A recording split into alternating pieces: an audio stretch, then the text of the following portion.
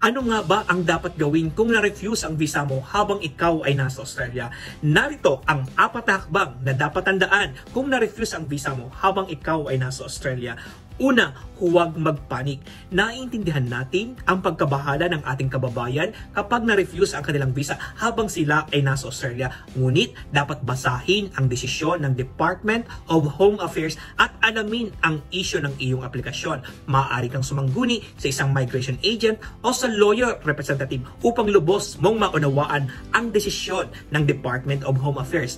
Ikalawa, magdesisyon kung ikaw ay mag-aapila o hindi. Tatandaan na meron kang 21 calendar days para umapila sa Administrative Appeals Tribunal. At kung hindi naman, meron kang 35 calendar days to leave Australia from the date of the visa refusal. Sama sa iyong pagdesisyon ang cost of appeals sa AAT na nagkakahalaga ng 3,374 Australian dollars.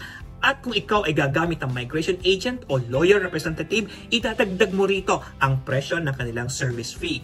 Ikatlo, kinakailangan mong pangalagaan ang conditions ng iyong bridging visa.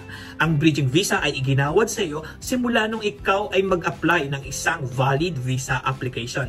Ito ang iyong magiging visa habang dinirinig ang iyong kaso sa Administrative Appeals Tribunal at mawawalan nito ng visa makalipas ang 35 calendar days from the date of the visa refusal kung hindi ka mag-aapila. Kaapat, alamin ang iyong options habang ikaw ay naghihintay ng iyong hearing sa Administrative Appeals Tribunal.